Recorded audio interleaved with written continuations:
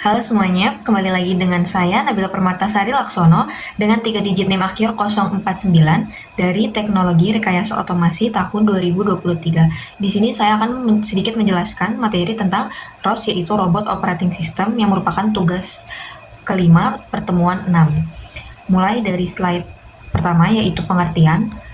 ROS atau Robot Operating System adalah meta operating system atau framework yang bersifat open source yang dapat digunakan untuk robot. ROS mempunyai sebuah device seperti halnya sebuah sistem operasi pada umumnya, termasuk abstraksi perangkat keras, kendali perangkat tingkat bawah, implementasi dan dari fungsi-fungsi yang biasa digunakan, penyampaian pesan atau data di antara proses dan manajemen package-nya.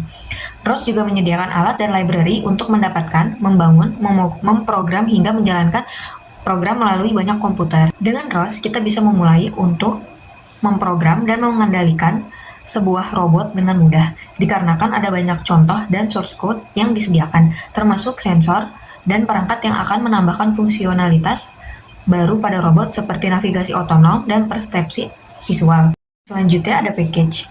Package atau paket dalam ROS adalah unit dasar dari perangkat lunak yang berisi kode, data, dan file konfigurasi yang diperlukan untuk menjalankan fungsi tertentu.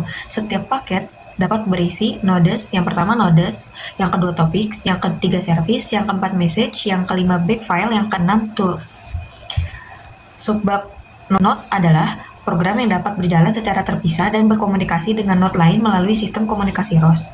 Setiap node dapat melakukan tugas tertentu seperti membaca data dari sensor, mengendalikan aktuator, atau melakukan perhitungan. Fungsi node sendiri untuk pengolahan data, kontrol perangkat keras, dan komunikasi. Selanjutnya ada message atau topics. Message adalah struktur data yang digunakan untuk bertukar informasi antara node dalam ROS. Setiap message memiliki format tertentu dan dapat berisi berbagai jenis data seperti angka, string, atau array. Topics adalah saluran komunikasi yang digunakan untuk mengirim dan menerima pesan antara node. Node dapat publish pesan ke topik tertentu, dan node lain dapat subscribe untuk menerima pesan dari topik tersebut. Selanjutnya ada service. Service adalah cara untuk mengimplementasikan komunikasi sinkron antara node dalam ROS.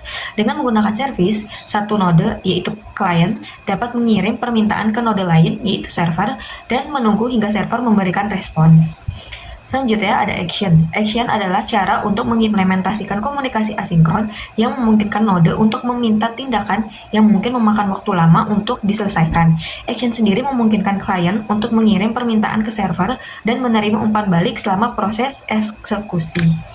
Selanjutnya ada launch files. Launch file itu file XML dengan ekstensi launch yang berisi instruksi untuk meluncurkan satu atau lebih node, mengatur parameter, dan mengkonfigurasi pengaturan lainnya. Dengan menggunakan launch files, kita dapat menjalankan seluruh sistem robotika dengan satu perintah.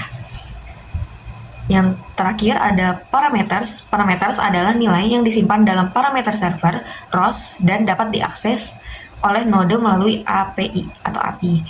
Mereka sering digunakan untuk menyimpan pengaturan yang bersifat global, seperti konfigurasi sensor, batasan kontrol, atau pengaturan lainnya yang diubah tanpa mengubah kode. Sekian dari saya, materi session 1 dan session 2 tentang ROS. Mohon maaf apabila jika ada kesalahan kata dan kalimat. Sampai jumpa di materi selanjutnya.